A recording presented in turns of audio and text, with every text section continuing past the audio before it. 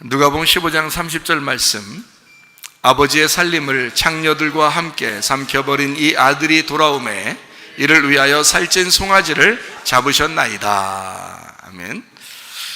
여기에 있는 이제 아버지의 아들이 둘이 있었는데, 하나가 큰 아들이에요. 하나가 작은 아들이고, 근데 작은 아들이 아버지 살림을 반 나눠달라고 해가지고 나가서 다 이제 먹어버린 거예요.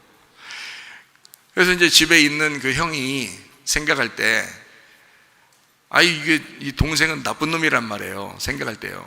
근데 이 동생이 어느 날 돌아온 거예요. 돌아왔는데 이 동생을 위해서 아버지가 막 잔치를 한 거죠. 그러니까 이 형이 생각할 때 화가 났어요. 그래서 화나서 얘기하는 겁니다. 아버지의 살림을 창녀들과 함께 삼켜버린 이 아들이 돌아오매 이를 위하여 살찐 송아지를 잡으셨나이다. 아버지, 이럴 수 있습니까? 이런 말이죠. 아버지, 이럴 수 있습니까? 네. 이 아들이 어떤 아들인데 나가서 창녀들하고 같이 다 아버지 살림 삼켜버렸잖아요. 그런데 이거를 그 아들을 위해서 송아지를 잡다니. 성경에 제물을 드릴 때 말이에요. 제사 제물을 드릴 때 송아지를 드릴 때가 있고요. 그죠? 그리고 염소를 드릴 때가 있고 양을 드릴 때가 있고, 그렇죠? 성경에 보면, 그죠? 돼지 드리고 이런 건 아니지 않는단 말이에요. 돼지는 부정하니까 안 드린다고요. 그러니까 송아지를 드리고 양을 드리고 염소를 드리고 이렇게 할 때가 있는데, 소를 드릴 때는 무거운 죄의 짐을 지신 예수님에 대한 것을 상상하면서 생각하면서 제사를 드리는 것이 송아지입니다. 그러니까 무거운 죄의 짐을 지신 예수님. 염소를 드릴 때는 이제 우리의 죄 가운데 있는, 그러니까 교만하고, 염소가 이제 교만을 상징하기도 하고요, 죄를 상징하기도 하거든요. 그래서 교만하고 죄인된 사람을 위해서 오신 예수님 해서 염소를 드리는 거예요. 그리고 이제 속죄제죠. 그러니까 양을 드릴 때는 온유하시잖아요. 양이 온유하잖아요. 온유하고 이렇게 겸손하고 그런 분이잖아요. 그런 예수님, 그 온유하고 겸손하신 예수님이 우리를 위해서 죽으신다 할 때 그 어린 양을 이제 드리게 되는 겁니다. 그렇게 다 예수님을 이제 드리는 건데, 그러니까 여기서 송아지를 잡았다라고 할 때는 이제 누구를 잡아서 먹었다는 얘기예요? 같이 잔치하면서? 아버지가 자기를 잡은 거예요. 그래서 함께 그 아들이 돌아와서 너무 기뻐서 자기를 같이 먹자는 거예요. 송아지를 놓고 함께 잔치하자, 이제 그런 이야기입니다. 자, 우리가 이제 오늘 여기서 보려고 하는 것은, 간단하게 보려고 하는 것은 살림입니다. 살림. 아버지의 살림을 이렇게. 살림 어떻게 해요? 우리가 보통 얘기할 때, 야, 살림 좀 장만 좀 했냐? 살림이 좀 늘었냐? 뭐 이런 물어보죠, 그죠? 살림. 살림이라고, 살림. 우리는 살림이라고 이렇게 이야기하는데요. 그 살림이라는 이야기를 우리가 성경을 몇 군데 찾아보면 살림이라고 쓴 부분이 있어요. 그리고 이 살림이라고 쓴 부분이 뭐라고 쓰였는지를 우리가 이제 보면 이 살림이 뭐구나라는 것을 알게 돼요.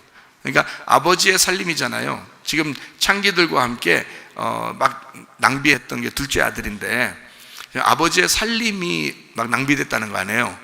그죠? 그러니까 아버지의 살림이 어떤가, 요거를 먼저 이제 생각을 해보려고 하는 거예요. 그 살림이. 그러면 요 단어가 어떤 단어를 썼느냐면 비오스라는 단어를 썼어요. 이게 이 살림이라는 단어예요. 이 비오스라는 단어를 쓴 부분이 몇 군데가 나오거든요. 그래서 몇 군데를 한번 같이 보는 거예요. 그러면은 이 비오스라고 하는 게 어떤 건지를 이제 알 수 있거든요. 자, 그럼 아버지의 살림이 어떤 거냐라고 여러분은 이제 생각할 때, 재산 좀 나눠달라고 해서 나갔다 오는가 보다, 이렇게 생각하잖아요. 그렇게 보면 성경에 있는 그대로지. 그대로인데 이 속에 진짜 의미가 있을 거 아니에요. 그죠? 원래 그 뜻을 위해서 뭔가 숨겨져 있는 게 있다고요. 그러면 그 비오스라고 하는 것을 잘 한번 생각해 보면서 찾아보시는 거예요. 그게 누가복음 8장 43절, 이에 12해를 혈루증으로 앓는 중에 아무에게도 고침을 받지 못하던 여자, 이렇게 나와요. 12해를 혈류증으로 앓는 중에, 그러니까 이게 지금 뭐냐면 12해 동안 혈류증을 앓고 있다, 이런 좀 상태를 얘기하는 거예요. 그 상태. 또 하나 찾아봐요. 누가복음 15장 12절. 그 둘째가 아버지에게 말하되 아버지여 재산 중에서 내게 돌아올 분깃을 내게 주소서 하는지라. 아버지가 그 살림을 각각 나눠주었다, 이렇게 돼서 그 살림 할 때 그 비오스입니다. 재산, 살림, 뭐 이런 얘기죠. 요한 1서 3장 17절. 누가 이 세상의 재물을 가지고 형제의 궁핍함을 보고도 도와줄 마음을 닫으면 하나님의 사랑이 어찌 그 속에 거하겠느냐. 이 세상의 재물을 가지고 라고 할 때 그 말이죠. 그 재물을 가지고 라고 하는 게 여기 비오스라는 말이에요. 마가복음 12장 44절. 그들은 다 그 풍족한 중에서 넣었거니와 이 과부는 그 가난한 중에서 자기의 모든 소유 곧 생활비 전부를 넣었느니라 할 때 그 생활비, 그 소유 곧 생활비라는 게 비오스예요. 자, 그러면은 이제 디모데후서 2장 4절을 한번 찾아봐요. 병사로 복무하는 자는 자기 생활에 얽매이는 자가 하나도 없나니 이는 병사로 모집한 자를 기쁘게 하려 함이라 할 때 거기 병사로 복무하는 자의 그 생활, 자기 생활, 군대 간 사람의 자기 생활, 그게 살림이라고요. 그게 재산이고요, 재물이고, 그게 비오스라는 단어입니다. 자기 생활. 그럼 여기서는 지금 자기 생활로 했잖아요, 그죠? 자기 생활, 병사로 복무하는 자의 어떤 그 생활하는 그 기간을 얘기했다고요. 누가복음 8장 14절. 가시떨기에 떨어졌다는 것은 말씀을 들은 자이나 지내는 중에 이생의 염려가 있다. 이생이라는 것은 지금 생활, 우리의 생활을 얘기하는 거잖아요, 그죠? 지금 생애를 얘기하는 거잖아. 지금 생애에 그 염려와 재물과 향락의 기운이 막혀 온전히 결실하지 못하는 자요 할 때 그 이생, 그게요, 지금 생활, 지금 우리의 인생을 얘기할 때가 이생, 그게 비오스라고요. 요한일서 2장 16절. 이는 세상에 있는 모든 것이 육신의 정욕과 안목의 정욕과 이생의 자랑이니 할 때 그 이생입니다.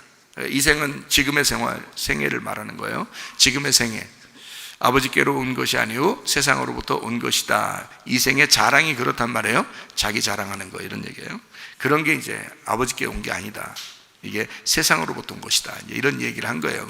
그 죄를 얘기할 때 한 거죠. 그러니까 이생, 그럴 때 비오스를 썼단 말이에요. 자, 비오스라는 말을 쓸 때 이 살림, 누가복음 15장 30절에 나오는 그 비오스라는 말을 쓸 때는 아버지의 살림이라고 그랬어요. 그러니까 아들 게 아니고 원래는 아버지 거라는 거예요, 그죠? 근데 그 비오스라고요. 그러면 비오스를 몇 가지 다른 단어를 이렇게 다른 성경에서 이렇게 찾아보니까 그 비오스를 쓴 걸 보니까 뭐 생활, 자기의 생활, 그리고 재산, 뭐 이런 것들이 이쪽이죠. 이런 게 비오스라는 단어란 말이에요. 그러면은 여기서 지금 아버지의 살림, 그럴 때는 아버지의 재산, 그럴 수도 있죠, 그죠? 그리고 아버지의 생활, 그럴 수도 있죠. 아버지의 인생, 이럴 수도 있죠. 왜냐하면 아버지의 인생이 아들의 인생으로 내려가는 거니까, 그렇죠? 그래서 아버지의 인생을 이럴 수 있죠. 아버지의 생활을, 아버지의 살림을, 아버지의 재산을 이렇게 얘기할 수 있단 말이에요. 자, 누구와 함께 삼켜버렸다는 거예요? 창녀들과 함께 삼켜버렸다는 겁니다. 그러니까 이게 지금 살림이라는 게 뭔지를 정확하게 알면 그것을 지금 창기들하고 뭐 어떻게 썼는지에 대해서 얘기가 나오죠. 여러분, 우리가 생각할 때 창기 그러면 나쁜 거예요, 좋은 거예요? 나쁘죠. 그 요한복음 8장에서도 가늠한 여자가 나오죠. 가늠한 여자. 창기라는 것은 아주 안 좋은 거예요. 요한복음 4장에서도 사마리 여자가 막 6남편을 얻었었고, 요한복음 8장에는 가늠한 여자가 나오고요. 그리고 누가복음 15장에는 창기가 나와요. 이 창기가 이렇게, 그러니까 구약에서 보면요, 구약에서도 하나님이 이스라엘 백성들, 너희들은 한 남편을 구하지 않는 다른 남자를 구하는 창녀와 같다, 이런 얘기를 많이 해요, 구약에서. 그러니까 그 뭐냐면 음란이고요, 음행입니다. 음란을 구약 성경에서 뭐라고 표현하면 우상숭배라 그래요. 그러면 음란을 다른 말로 말하면 그 창기, 다른 말로 말하면 자기 남편을 떠나 다른 남자를 구했다는 얘기 아니에요. 지금 여기 여러분 여자를 얘기하는 거 아닙니다. 지금 우리 그 교회를 의미하는 얘기고요. 이게 이스라엘 백성들을 얘기하는 겁니다, 구약에서 얘기할 때는. 그러면은 거기서 자, 창기를 구했다, 창기가 되었다, 남자를 구했다, 이렇게 될 때 자기 남편을 떠나 다른 걸 구했으니까 이걸 뭐 했다고 그래요? 이거를 탐욕 부렸다 이 말이야. 탐심했다 이거야. 그래서 탐심은 뭐라고요? 골로새 3장 5절 보니까 탐심은 우상숭배라는 거야. 그러면 창녀짓을 하는 걸 우상숭배라고 할 수 있겠죠. 그렇죠? 그러니까 창녀짓은 가늠한 건데 가늠한 것을 우상숭배, 탐욕이라고 말할 수 있다는 얘기야. 그렇죠? 그러면 우상숭배, 탐욕이라고 하는 걸 다른 거, 자, 선악과를 먹으면 죽는다고 했는데도 그걸 먹었어요. 그 하나님 거라고 분명히 먹지 말라고, 하나님 거라고, 하나님을 월권하지 말라고, 너희들 먹지 말라고 했는데 그걸 꼭 먹었단 말이에요. 그러면 우리가 어떻게 한 거예요? 그걸 탐심 가진 거잖아요. 예, 뭐 보암직도 하고 먹음직도 하고 탐스럽기도 했잖아요. 육신의 정욕, 안목의 정욕, 이생의 자랑이라고요. 탐심이라고요. 탐심.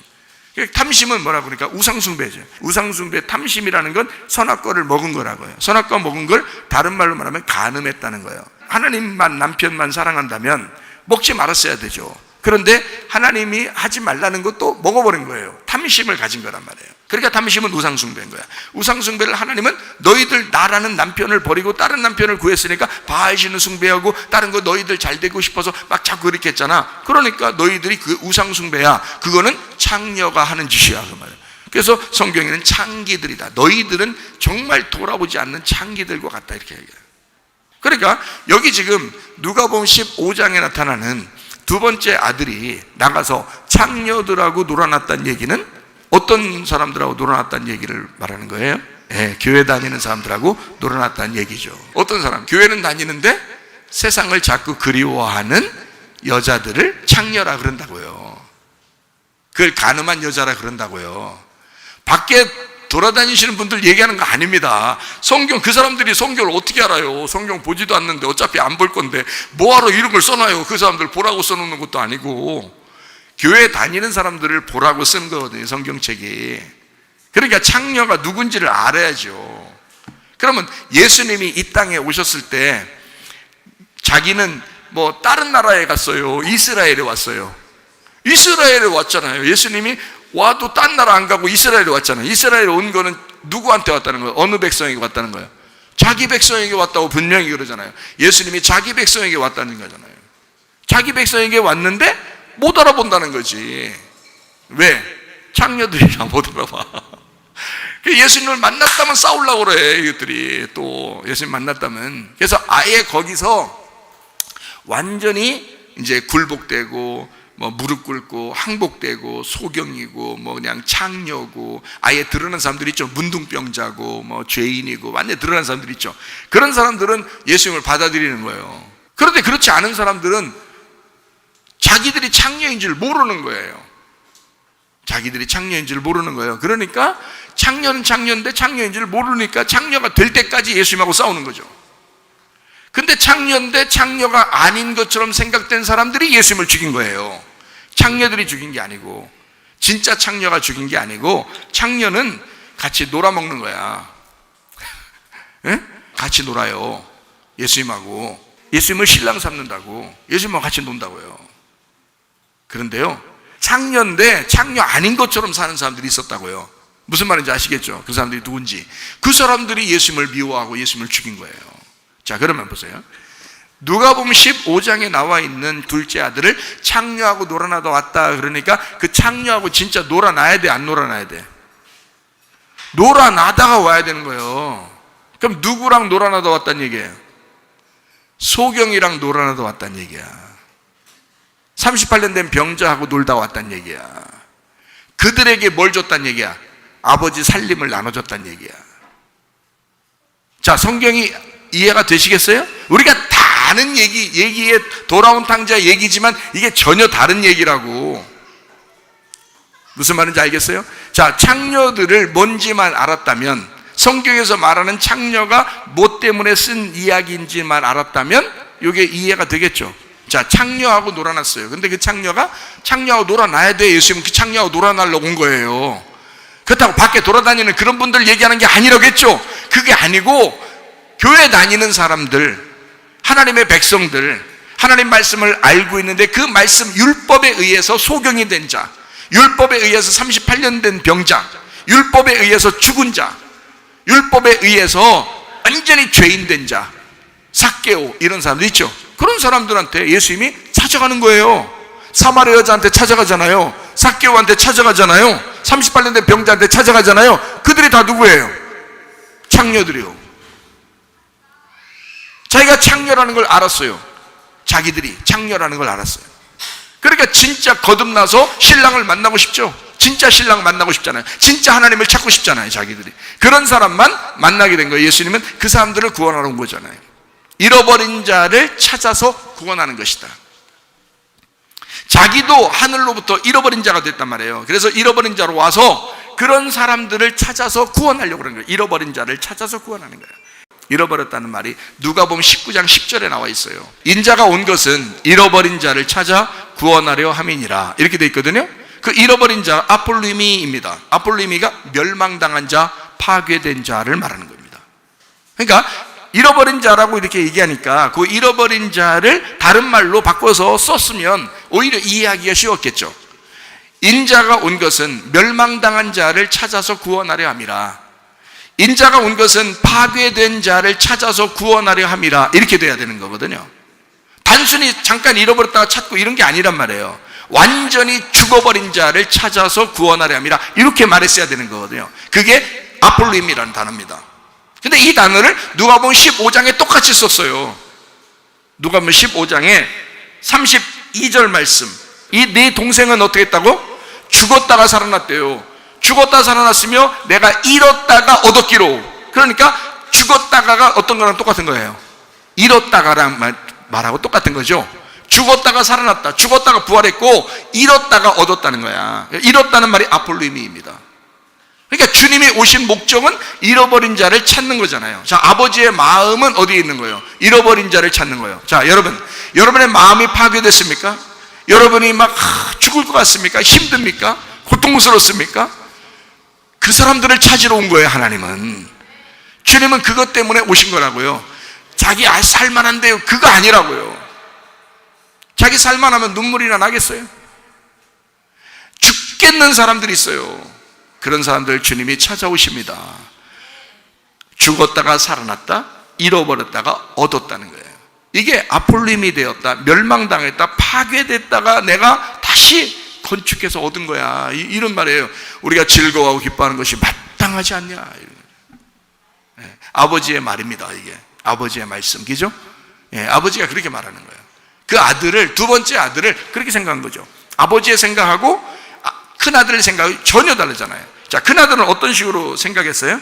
15장 30절 봐봐요.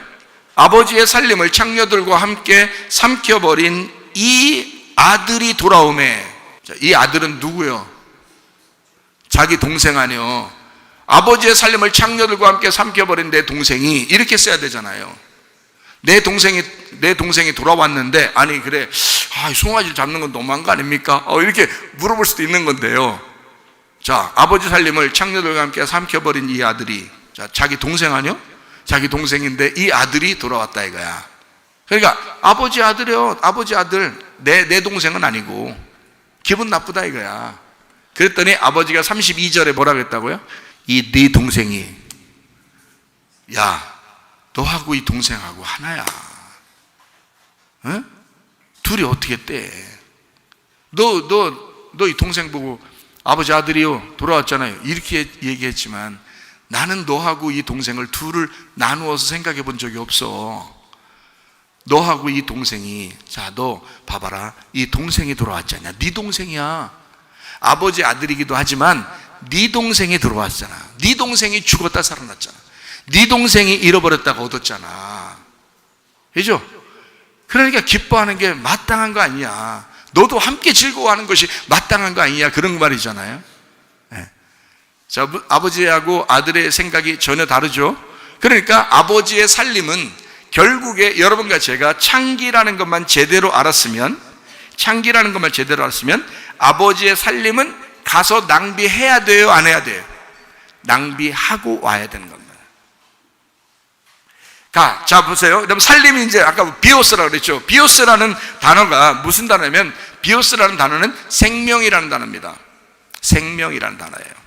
그 단어가요, 생활이라는 단어도 돼요. 생명이니까 생명을 가지고 생활하는 거지 뭘. 그러면 다른 말로 말하면 삶이라고 할 수 있죠. 살림이라고 할 수 있는 거예요. 살림을 삶이라고 하는 거죠. 여러분, 부인이 잘 들어와서 자녀 잘 키우고 오로지 집에만 붙어 있고 다른 거 이렇게 막 다른 여자들처럼 돌아다니고 그러지 않고 정말 가정 자녀를 위해서 충성하고 남편에게 밥 잘 이렇게 따뜻한 밥 잘 이렇게 차려주고 하는 그런 사람이면 뭐 잘한다 그래요? 살림 잘한다 그래요. 우리 집안에 살림꾼이 왔다 그래요. 살림꾼이라는 건 뭐예요? 살려주러 왔다, 살려주는 사람이 들어왔다는 뜻이에요. 그죠? 살림꾼이 왔다, 그 말은 살려주러 온 사람이 우리 집안에 들어왔다 이 말이에요. 예. 그러니까 내 자식, 내가 정말 눈에 넣어도 아깝지 않고 아프지 않은 그런 아들을 위해서 살림꾼이 들어와 가지고 세상에 내가 해야 될 모든 일들, 짐을 다 덜게 이 살림꾼이 와서 내 아들을 그렇게 도와주고 하고 있으니까 얼마나 살림꾼이냐.